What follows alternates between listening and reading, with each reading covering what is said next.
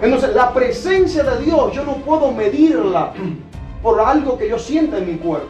Dios es tan grande que ni Él mismo va a dejarse reducir porque yo comience a llorar. Y el Espíritu de Dios comienza a hablar a mi vida y comienza a hablarme acerca del avivamiento específicamente.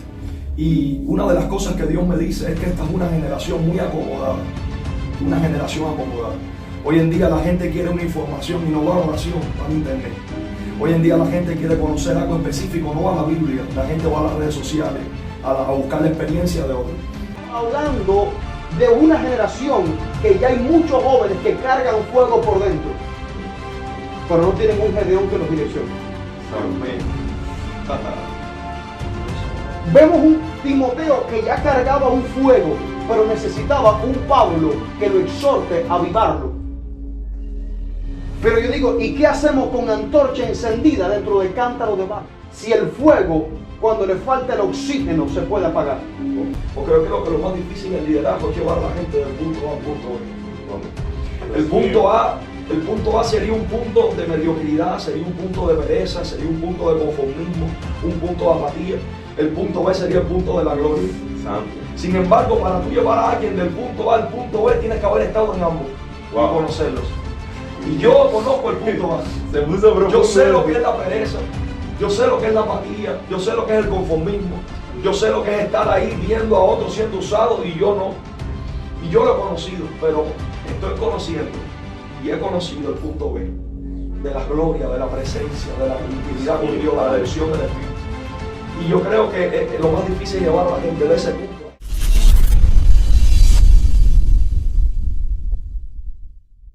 Dios te bendiga y bienvenido a tu canal Una Voz en el Desierto. Quien te habla como siempre, tu amigo y hermano Royan Castro para servirte. Hoy tenemos una exclusiva, algo especial que sé que aunque no lo sabía lo estabas esperando. Hoy contamos con la presencia de dos hermanos que amo mucho desde lo más profundo de mi corazón. Acá a mi mano derecha el pastor Álvaro y a mi mano izquierda a nuestro hermano y amigo evangelista Elio. Así que nada, esta es una entrevista que vamos a tener, un debate, un podcast debate que vamos a tener y vamos a hablar acerca de la juventud y la intimidad con Dios. ¿Qué está sucediendo con los jóvenes en estos tiempos? Antes, detrás de bastidores estábamos hablando, estábamos dialogando de lo que está pasando con esta juventud, que es una juventud que lo que le gusta es la plataforma, que lo que le gusta es el reconocimiento, los púlpitos, la gloria, pero no les gusta la intimidad. A ver, hay muchos jóvenes que están hoy en día dando campañas por toda Cuba, están haciendo cosas aparentemente extraordinarias, pero te das cuenta que les falta el poder y la manifestación de Dios detrás de cada una de las cosas que están haciendo. A través de las vidas de ustedes he tenido el privilegio y el grandísimo honor de conocer un poco más a Dios, de irme un poco más a lo profundo del Señor. Y dice la Biblia que dar de gracia lo que recibí de gracia. Esta bendición que tuve de poder conocerlos a ustedes, de conocer lo que es, que lo vamos a estar hablando, lo que es buscar a Dios en la montaña, buscar a Dios en las madrugadas, lo que sucede a veces a las 3 de la mañana. Elio sabe lo que estoy hablando, el pastor Álvaro también. Así que de esto quiero que me compartan sus experiencias como hombres de Dios, como íntimos con Dios. ¿Cuál es la experiencia de cada uno de ustedes con respecto a la intimidad y cuál es el criterio que tienen con respecto a lo que está sucediendo? Creo que estamos próximos, no sé si el pastor Álvaro está de acuerdo conmigo, a vivir uno de los mayores avivamientos de la historia. Estamos pronto, está ahí a las puertas. Y creo que a nosotros la juventud nos falta el intimar más con Dios, en estar en eso, en el secreto. Entonces, sin más, yo te doy la palabra.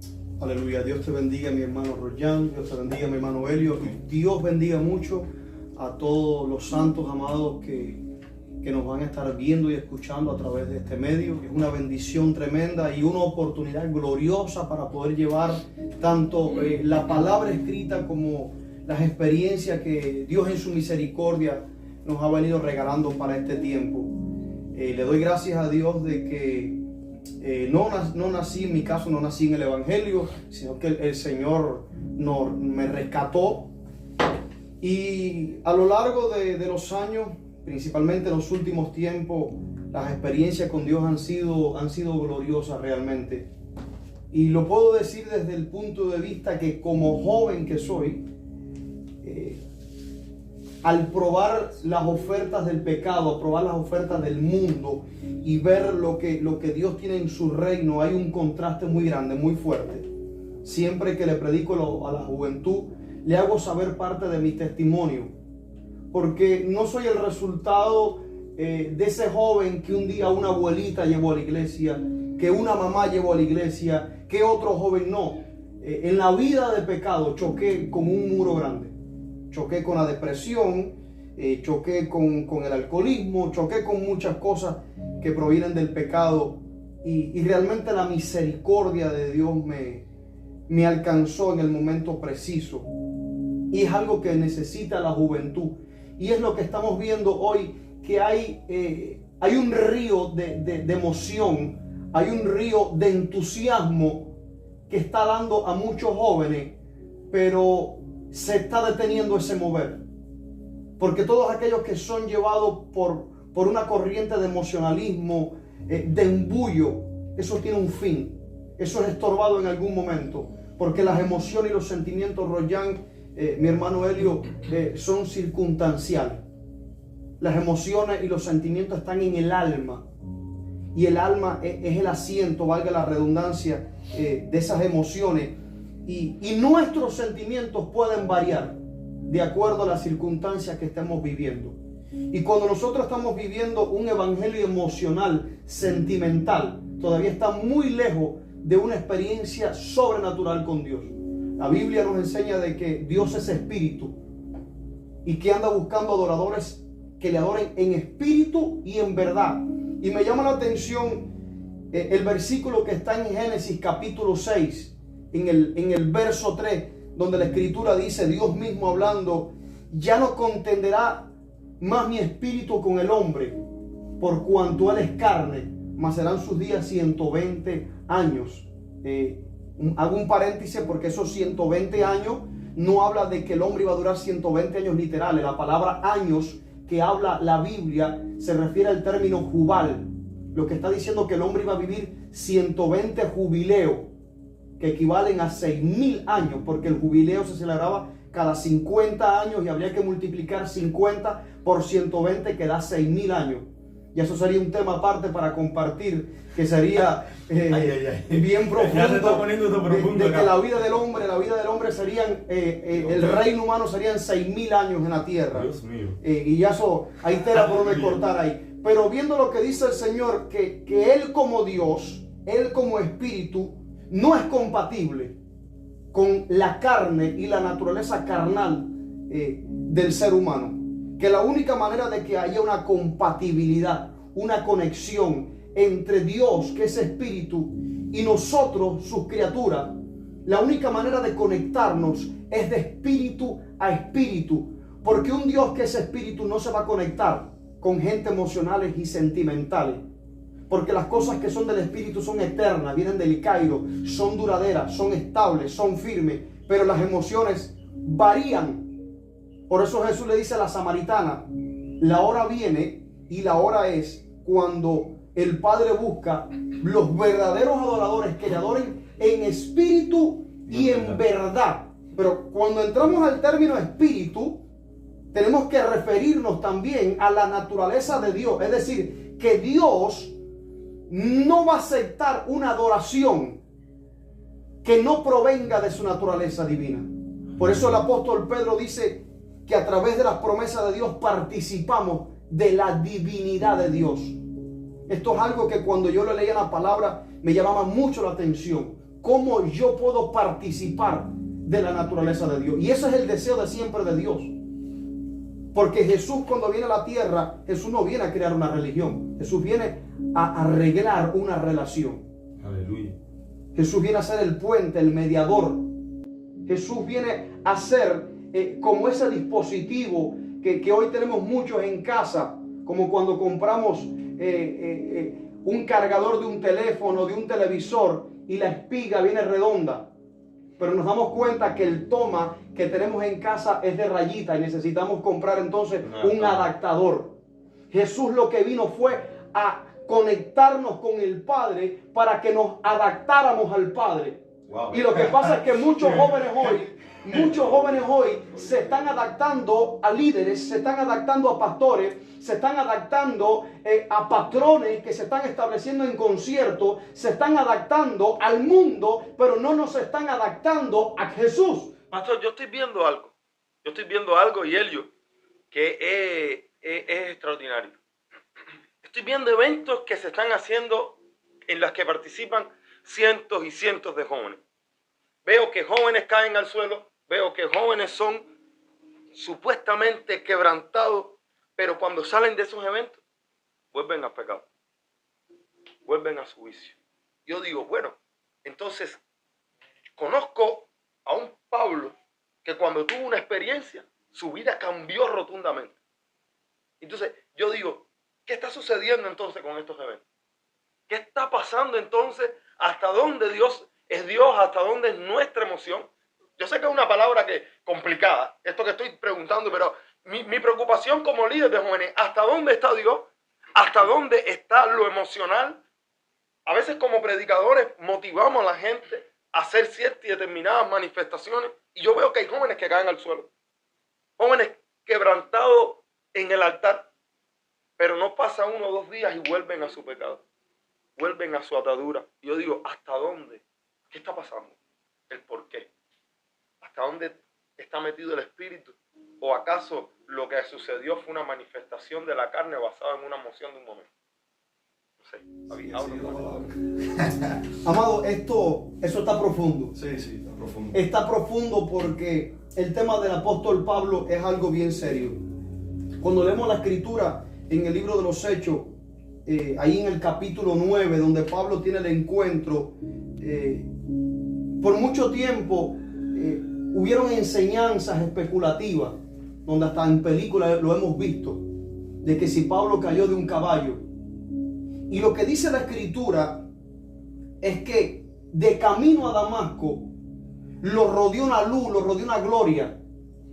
Y dice, y Pablo cayendo al suelo. Ahí no dice que Dios tumbó a Pablo. Ahí dice que Pablo cayendo al suelo, tampoco habla que lo tumbó de un caballo. Dice que él cayendo al suelo porque fue rodeado de la gloria. Cuando vemos la palabra cayendo al suelo, no es que Dios lo tumbó. Es que fue tanta la gloria que Pablo no fue que lo tumbaron, fue que él se postró ante la gloria de Dios. Estamos hablando de un acto voluntario de Pablo, un acto de rendición en su voluntad.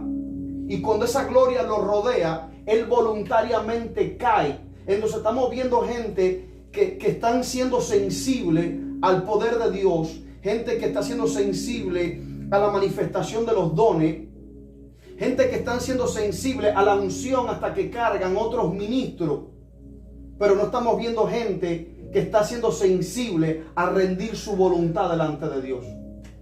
Sí. Yo podría poner un ejemplo, si estamos debajo de una mata de coco, hablando con libertad, con confianza, estamos debajo de una mata de coco y nos cae un coco en la cabeza.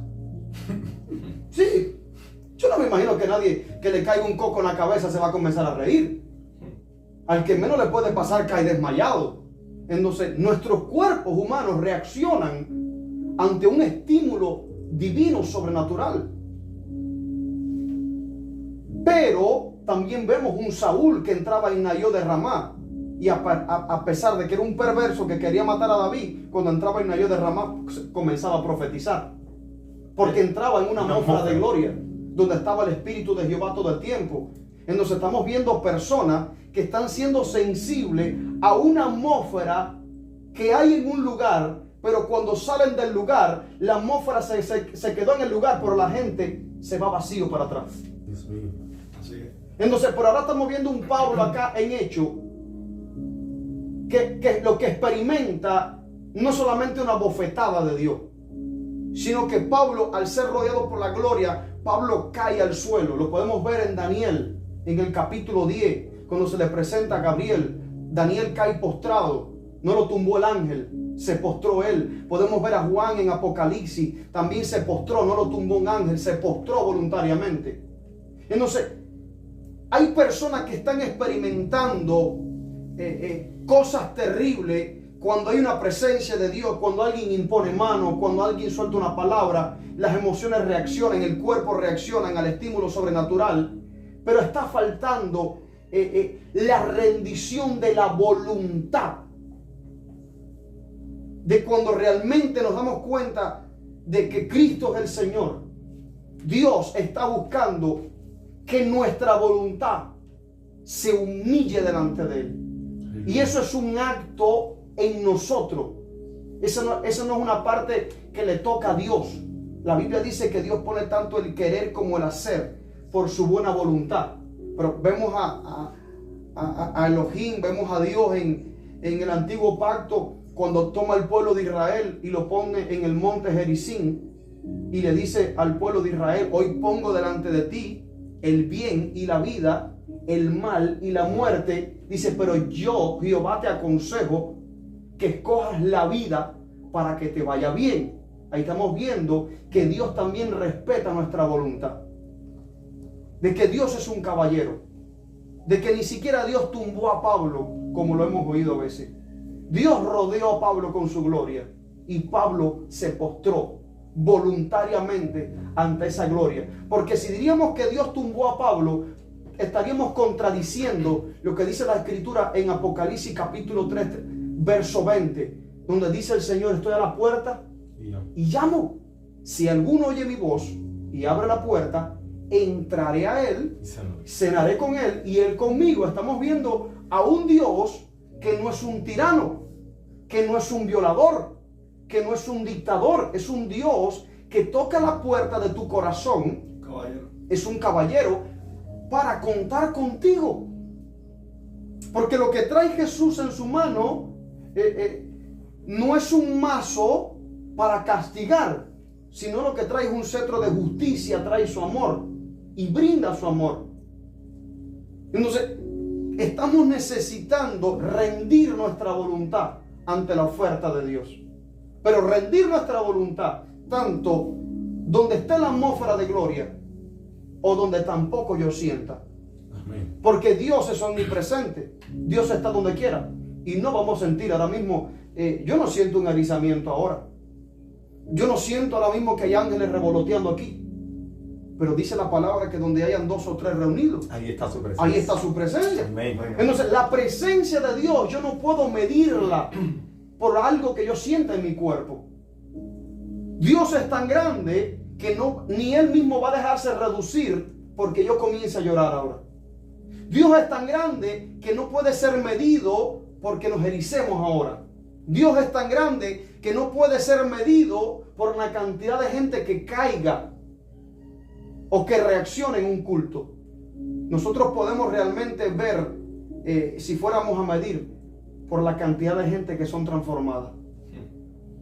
Y estamos viendo hoy movimientos emocionales, sentimentales, donde la gente está llorando, está temblando, quieren volar, quieren botar rayos láser por los ojos, espuma por la boca, pero no cambian. Pero no cambian. Hay una metamorfosis en el corazón. Yo quisiera... Dale, estamos abiertos. Quisiera decir algo, estoy de acuerdo con lo que decía mi hermano amado, pastor y amigo, partiendo de algo que decía él, hoy hay falta de rendición. Yo he leído mucho los generales de Dios y conozco muchos jóvenes que son apasionados con estas historias reales de avivamientos, cosas que ocurrieron. Y uno de los que más me impacta es la historia de Evan Robert, el líder del avivamiento en Cali. Y había una frase que este joven decía constantemente, que yo la he hecho mía. Y él siempre orando decía: Espíritu Santo, me rindo a tu voluntad. Doblega mi voluntad. Doblégame. Y creo que hoy en día lo que falta es eso, que la gente se doblega al Espíritu de Dios. Y hemos leído mucho esas historias, pero no es lo mismo leer la historia que vivir la historia. Y estamos viviendo en una generación que lee lo que otro vivió, pero ellos mismos no experimentan eso, precisamente porque se quedan en lo superficial. Necesitamos pedirle al Espíritu de Dios que nos doblega su voluntad, Doblégame, Espíritu Santo. Y eso es lo que falta. Estamos viendo mucho movimiento externo, pero poco cambio interno. Estamos viendo muchas cosas por fuera que ocurren, pero internamente ¿qué está ocurriendo? Y creo que es uno de los retos y desafíos que tenemos como ministros, como evangelistas, como pastores, como predicadores. Y es pedirle a Dios, Señor, no solamente quiero dar una palabra, no solamente quiero predicar para que la gente se emocione, para que la gente llore, para que la gente tiemble, sino yo quiero, Señor, que mi palabra traiga un impacto en el corazón. Que muchas veces el verdadero milagro no es lo que se ve afuera, sino lo que se ve adentro. Cuando ves después que ese muchacho que estaba quizás atado a algo cambia, ocurre una metamorfosis, ocurre un cambio genuino en su vida. Y yo creo, hermano, que necesitamos eso más que nunca. Pedirle al Espíritu de Dios que nos doblegue, que doblegue nuestra carne, que doblegue nuestro intelecto, que doblegue nuestra voluntad, que doblegue nuestras emociones a la voluntad del Espíritu de Dios. Dios quiere hacer cosas grandes y lindas, pero es una generación que no ha visto el poder de Dios. Amén. Una generación que no ha visto experiencias reales y genuinas en su vida. Viven de lo que otro les cuenta, viven de lo que otro ha vivido, de lo que leen, pero no lo han vivido ellos en su vida personal. Y siempre me ha impactado las historias de avivamiento, porque no solamente me he quedado en la lectura, yo quiero experimentar eso. Y para experimentar eso no te puedes quedar de brazos cruzados, hay algo que tienes que hacer. Hay una acción que Dios nos demanda a cada uno de nosotros. Creo que el evangelio no solamente es oferta, el evangelio es demanda. Un evangelio que es oferta sin demanda es un evangelio incompleto. Como mismo un evangelio con demanda sin oferta es incompleto. El evangelio es que Dios te quiere bendecir, Dios te quiere tocar, Dios te quiere ministrar, pero Dios quiere que tú hagas algo también. Yo he escuchado a mucha gente que usan el pasaje donde Jesús le habla a los fariseos y le dice, sacrificio no quiero, sino misericordia. Y mucha gente malinterpreta esta palabra diciendo, no hay que sacrificarse, solamente hay que tener misericordia. Pero si vemos en la palabra también nos llama a negarnos a nosotros mismos, y negarse es un sacrificio. Tomar la cruz y seguir a Jesús es un sacrificio. Y la palabra también nos dice que tenemos que entregarnos a Dios como sacrificios vivos, santos, agradables a Dios, que es nuestro culto racional. Y hoy en día hay pocos que quieren pagar un precio, que quieren sacrificar cosas. Mi hermano Pastor Álvaro me decía en estos días una frase que se me quedó, y él decía, Dios no solamente te pide que dejes cosas malas para agradarle a Él, sino que Dios también te pide muchas veces que dejes lo bueno para alcanzar lo mejor. Aleluya. Es poderoso esto. Esto me ministraba y tocaba mi vida porque es real. Nos cuesta dejar cosas que nuestra carne anhela y desea para agradarle a Dios, pero también nos cuesta dejar lo bueno. Hay cosas que podemos constituir como buenas, pero hay cosas mejores que Dios quiere darnos. Y ahí entra el conformismo, ahí entra el estancamiento espiritual, ahí entra muchos factores que hacen que esta generación simplemente se quede con lo superficial. Creo que necesitamos pedirle a Dios que nos ayude a experimentar lo que experimentó Job. Hay mucha gente que conoce a Dios de oída, pero todavía no lo han visto. Y Dios quiere que esta generación lo aprenda a ver. No solamente lo conozca de oída, sino que lo aprenda a ver, lo aprenda a experimentar. Y yo creo que en estos tiempos se está hablando sí, mucho de avivamiento. Sí. Estamos esperando el avivamiento, pero yo creo que no estamos pagando el precio para poder experimentar lo que Dios ha prometido. Desde que me convertí, llevo 17 años en el Señor, y vengo escuchando desde el momento 1 de que en Cuba vamos a experimentar el mayor avivamiento de la historia, que Dios va a usar a la juventud. Yo creo que vamos a ser usados. No sé usted, pero yo creo que voy a ser parte y me estoy preparando ahora. Veo muchos jóvenes que tienen promesa, veo muchos jóvenes que Dios ha dado palabras sobre sus vidas, pero cuando veo sus realidades es contraproducente a lo que Dios ha hablado sobre ellos. Veo gente que están sentada esperando a que el avivamiento llegue así por un de repente. Sin embargo, yo creo que el avivamiento va a venir cuando 2 o 3 se dispongan realmente a buscar de su presencia. ¿Qué tienen para agregar de esto? Sí, yo llevo 16 años en el Evangelio, 16 años. Y en todos estos años en el Evangelio no puedo decir ni por un momento siquiera que todo lo que he logrado hacer para el Señor ha sido de gratis. La salvación es gratis, pero creo que la unción cuesta. Y llegar a niveles profundos de hombres de Dios que vemos en la Biblia y fuera de ella, y experimentar una relación íntima con Dios, creo que eso conlleva un sacrificio, un precio, como les decía. Yo recuerdo justo antes de terminar el COVID tuve una experiencia porque nosotros tenemos un lugarcito que hemos hecho nuestro lugar de que vamos a hablar de eso. Y ahí en la montaña, después vamos a hablar de la montaña, buscando al Señor. Recuerdo que terminando el COVID tuve una experiencia porque estaba llorando y el Espíritu de Dios comienza a hablar a mi vida y comienza a hablarme acerca del avivamiento específicamente. Y una de las cosas que Dios me dice es que esta es una generación muy acomodada, una generación acomodada. Hoy en día la gente quiere una información y no va a la oración, va al internet. Hoy en día la gente quiere conocer algo específico, no va a la Biblia. La gente va a las redes sociales a buscar la experiencia de otros. Y aunque no es malo escuchar experiencias de hombres de Dios, aquí le están escuchando las nuestras, yo creo que hay cosas que no vas a alcanzar hasta que tú no tengas intimidad con Dios, porque hay cosas muy personales de Dios contigo. Que otros han vivido cosas, sí, qué bueno, pero hay cosas muy personales que no las vas a experimentar por lo que vivió otro, lo tienes que vivir tú. Para que lo puedas entender, lo tienes que experimentar tú. Y el Señor me decía ahí en la montaña que esta es una generación muy acomodada. Y el Señor me decía, voy a traer un avivamiento, pero solo va a ser con los que oren. Aleluya. Solamente. Nunca vamos a lograr vivir ese avivamiento, yo siento a Dios aquí, ese avivamiento hasta que no nos lancemos en esa búsqueda. Hay que ponerle demanda a la oración. Aleluya. Y yo quiero exhortar a esa juventud del auditorio, a los hermanos que nos están viendo, que le pongas demanda a tu oración. Ponle demanda a tu vida con Dios. Ve un poquito más profundo como Ezequiel. Ezequiel dice la palabra que había un río y Ezequiel entró a ese río. Dice que primero el agua le llegaba por los pies, luego el agua le llegó por la rodilla, luego por los lomos, hasta que ya el río lo tapaba. Dice que no podía cruzarlo sino a nado. Y estas etapas en el río tienen un significado. Todo esto habla acerca de la vida infantil del creyente. Luego habla del servicio, habla luego también de la comunión íntima del creyente con Dios, pero también habla de la plenitud del Espíritu de Dios, que es una llenura permanente y progresiva en la presencia de Dios. La Biblia dice, pedid y se os dará, buscad y hallaréis, llamad y se os abrirá. O sea que si no pides, no puedes encontrar. Si no llamas, no se te abrirá. Si no buscas, no hallarás. Hay una demanda. Si tú pides, que tú recibes. Si tú llamas, que se te abre. Si tú buscas, que tú encuentras. Entonces hay una demanda. Y hay poca gente hoy en día que busca a Dios y le pone demanda a su vida de oración. Hermano, necesitamos esa intimidad profunda con el Espíritu de Dios. Eso es lo que estamos necesitando en estos tiempos. Algo que me impactaba, el pastor hablaba ahorita de Moisés. Y es que me impacta la vida de ese hombre. Porque Moisés era un hombre que, a pesar de quién había sido, príncipe en Egipto, lo tenía todo, Moisés aprendió a conocer a Dios. Sin embargo, la Biblia dice que Dios le mostró a Israel sus obras, mas a Moisés le notificó sus caminos. Qué tremendo. Y me impacta porque si nosotros miramos la historia de Israel en el tiempo de Moisés, Israel en Egipto era esclavo. Israel era una nación cautiva en Egipto que estaba sufriendo. Moisés era un príncipe que tenía comodidades en Egipto.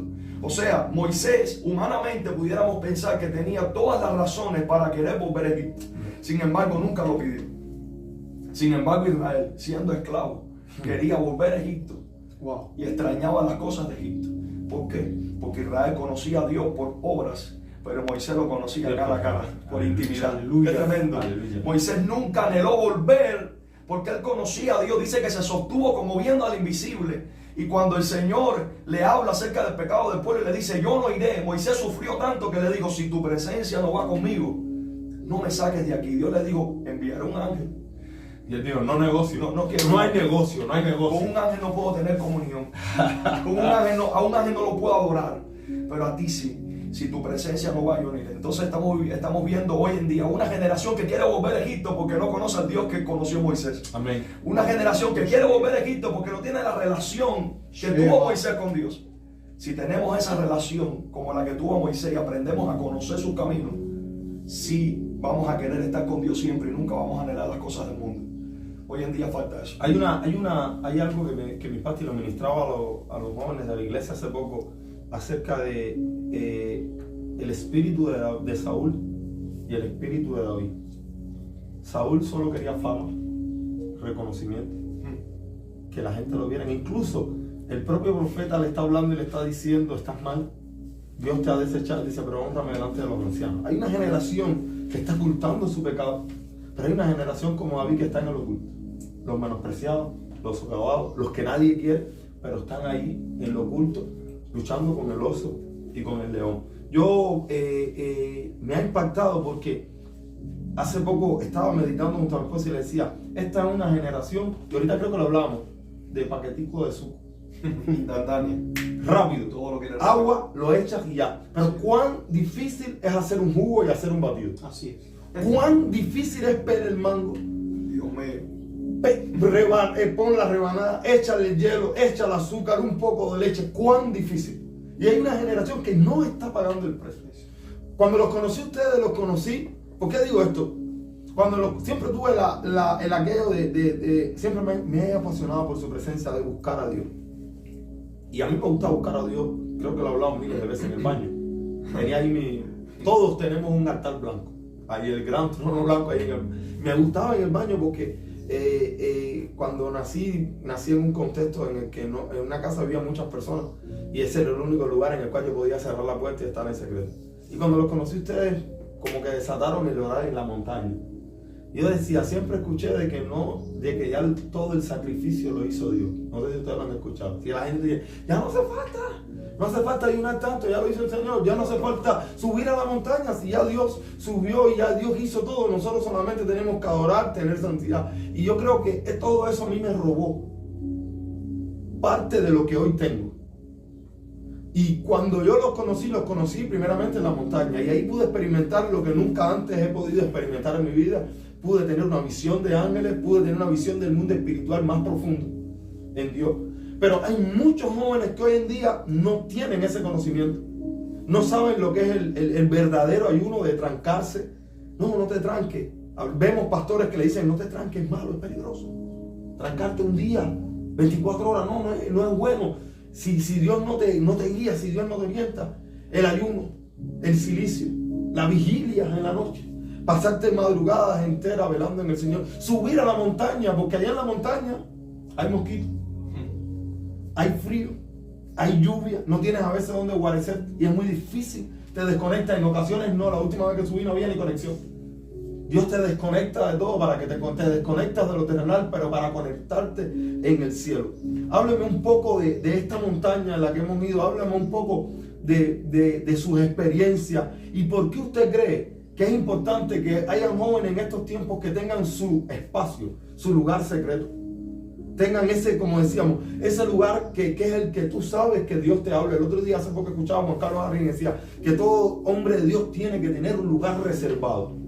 Un lugar santo que tú no dejas que ahí te tiren una ropa interior, un lugar que tú no dejas que entre nadie con comida, porque ese es tu lugar. Hablábamos que cuando subíamos a la montaña acá entre bastidores, un poco vamos a delatar, decíamos que a muchos de nosotros nos cuesta hasta orinar.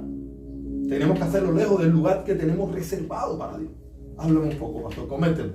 Abre el debate. Hay una palabra que mencionaba nuestro hermano Helio y es metamorfosis. Es la palabra que usa Pablo en el libro de Romanos, la carta a los Romanos en el capítulo 12. Dice en el verso 2. Dice, no se conformen a este mundo, sino transfórmense por medio de la renovación de vuestro entendimiento para que comprobéis cuál sea la buena voluntad de Dios, agradable y perfecta. Y cuando usa esta palabra, no se conformen a este mundo, a este siglo, esa palabra conformar, en los originales la palabra no se adapten, no tomen el molde. Yo siempre le enseño a las congregaciones de que, le pongo por el ejemplo, cuando en la casa se hace un pudín, un flan, algo que tiene que echarse en un molde.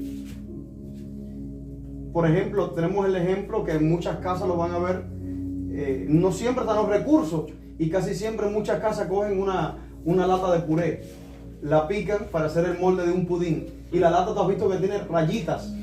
Entonces el pudín va a salir con rayitas, porque cuando el apóstol Pablo dice no tomen el molde, Pablo sabe de que una juventud que se conforma a este mundo, lo que va a hacer es que va a tomar el molde de este mundo. Amén. Va a tener dibujo de este mundo. Eso es lo que está pasando. Eso es lo que está pasando. Que de acuerdo a donde tú te viertas, donde tú te eches, es la forma que tú vas a tomar. Y lo que dice transforma, esa es la palabra metamorfosis. Metamorfo. Y metamorfosis no es nada más que meta, en griego, es cambio, y morfo es forma. Cambio de forma. Wow.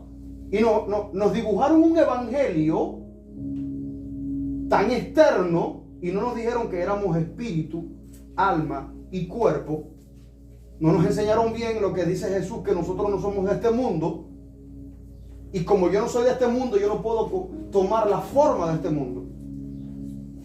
Pero la palabra metamorfosis es el término que se estudia lo que pasa con el gusano, la oruga, para convertirse en mariposa. Eso se ha predicado, pero dice que Él pone un río que fluye abundantemente en nosotros. Y yo no sé si algunos se ponen a meditar, porque cuando yo me pongo a pensar humanamente, ¿qué pasa desde un gusano? ¿Qué tipo de proceso entra el gusano, la oruga, que termina convirtiéndose en una mariposa? Wow. Porque cuando lo vemos morfológicamente, es decir, la forma, el cuerpo, no tiene nada que ver un gusano con una mariposa. Sin embargo, si ocurre una metamorfosis, va a cambiar completamente. Y es lo que dice la Biblia. Al que el Hijo libertar, será verdaderamente libre. Entonces, ahí donde está. ¿Por qué la gente no está cambiando completamente? Porque no está ocurriendo una metamorfosis genuina. Y hay una página en la Biblia, Royan y Helio, que a mí me costaba trabajo cuando iba a la Biblia a leerla. Y está en el Evangelio de Lucas, capítulo 14, a partir del verso 26. Ahí está el contexto donde Jesús dice el precio, el costo de seguir a Cristo.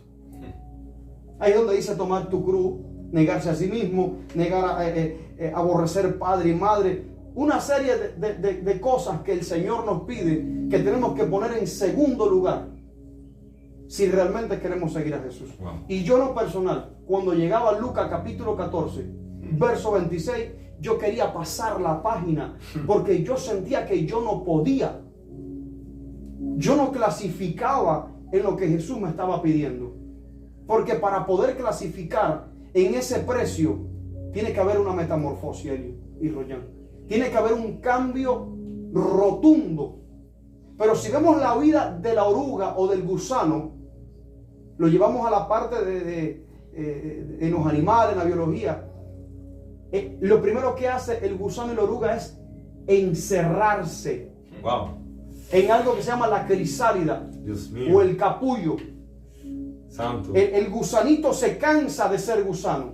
Vemos un hombre en la Biblia que se cansó de ser Jacob. Y dijo, me voy para Peniel a luchar con el ángel de Jehová porque estoy cansado de ser Jacob. Estoy cansado de que la gente me siga viendo como yo soy. Entonces, un Jacob que se cansó de ser Jacob, no se fue por un pasadía varadero. Aleluya. Un Jacob, para poder ser cambiado y volverse un Israel, un príncipe de Yahweh, o uno que pelea con Dios y prevalece, no se fue a un jacuzzi a la playa, se fue a un monte. Wow. En un monte donde nadie le iba a dar like, donde nadie le iba a poner una manito a un corazón. Se fue a un monte a tener una experiencia él solo con Dios. Esto me impresiona porque estamos hablando del monte. Y lo que ocurre en el monte es lo que le ocurre a la oruga. Estamos hablando de Jacob, por ejemplo, vemos en Isaías, si mal no recuerdo, creo que está en el capítulo 41, verso 14, por allá, donde Dios le dice, oh gusano de Jacob. Ya estaba en el proceso. Fíjate, lo que le dice Dios a Jacob, lo llama gusano. Y podríamos decir, bueno, a mí Dios me llama gusano. No, sí, tenemos que reconocer que a veces, para poder cambiar, tenemos que reconocer lo mal que estamos actuando. Porque si vemos un gusano, en su etapa de gusano, es una plaga. Wow. Un gusano es lento, se arrastra, y donde cae gusano se lo come todo. Y mientras Jacob era gusano, Jacob era una plaga. Santo mío. Padre, esto está profundo, ministro. Cuando hay cristianos que son gusanos, Hay gente que le han dicho gusano por otra cosa. Pero un cristiano que está en una etapa de gusano, de oruga, es un cristiano que anda por abajo, que anda arrastrándose, que cualquiera lo puede pisotear. Y usted ve cristianos llorando, que si me están pisoteando, que si me están humillando, eso es porque tú eres gusano. Dios mío. Cristiano gusano anda lento, no avanza, no transiciona, no entra a otros niveles, porque todavía está en una etapa que no ha llegado al destino que Dios le trazó ante la fundación del mundo. Podemos remitirnos al libro de Joel. Dice: lo que se comió, la oruga, el saltón, el revoltón y la langosta. Entonces, cuando uno está en una temporada de gusano, se vuelve una plaga hasta la congregación. Cristianos gusanos son plaga en la congregación, son plaga en la casa. Cristianos gusanos comen más de la cuenta, son comilones. Wow. Cristianos que no quieren ayunar, que no quieren hacer vigilia, que no quieren pagar precio, mi hermano Helio, son orugas, son gusanos.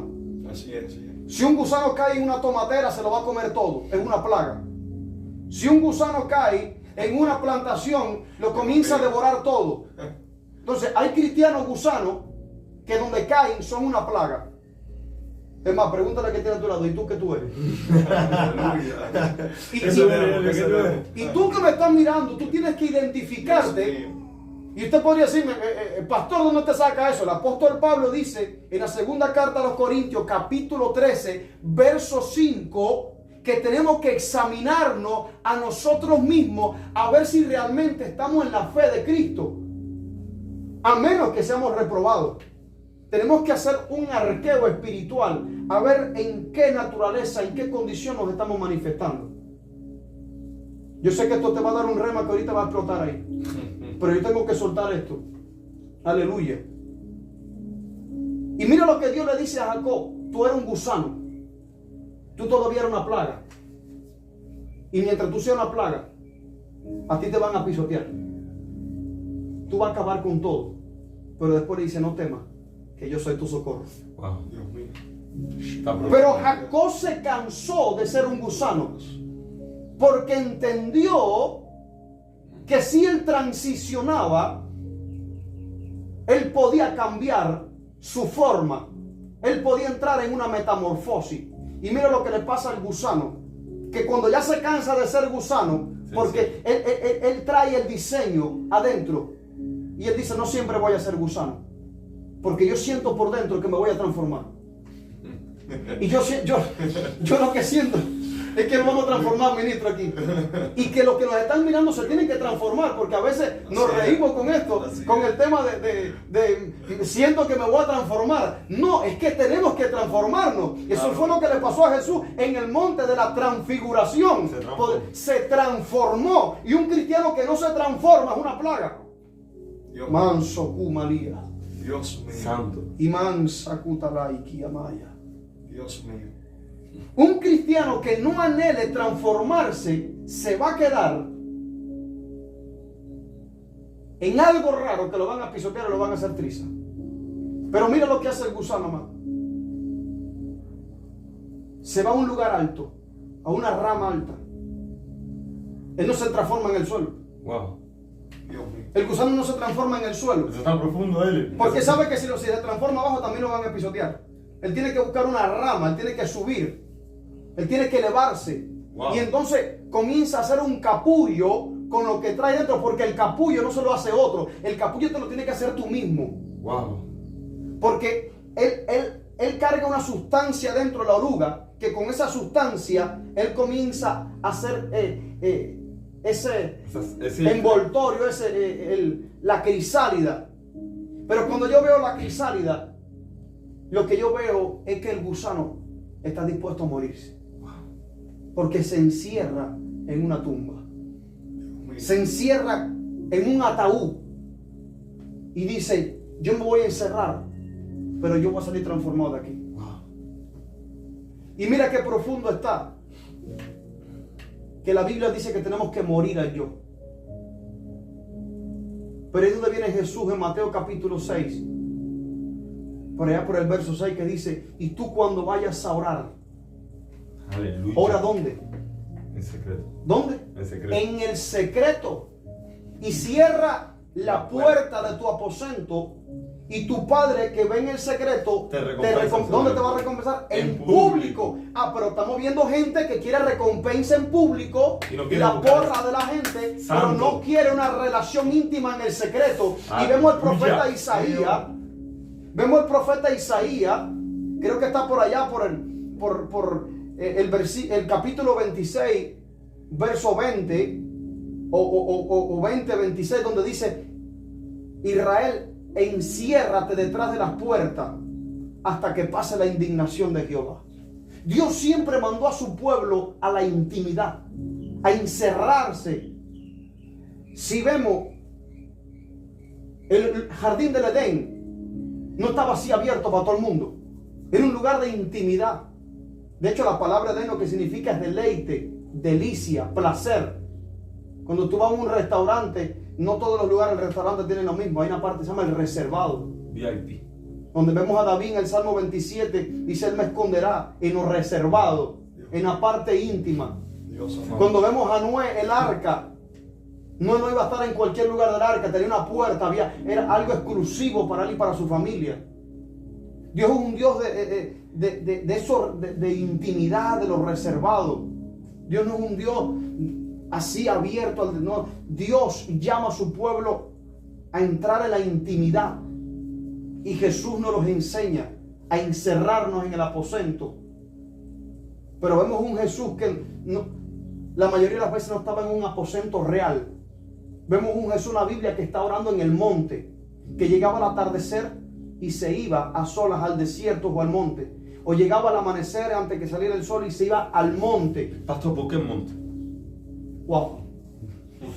O Helio, ¿por qué el monte? ¿Por qué el monte? Vamos a darle Helio para entrar más ¿Por atrás. qué el monte? Sí, sí. ¿Por qué el monte y no el llano? ¿Por qué el monte y no en ocasiones una habitación? ¿Por qué el monte? Sí.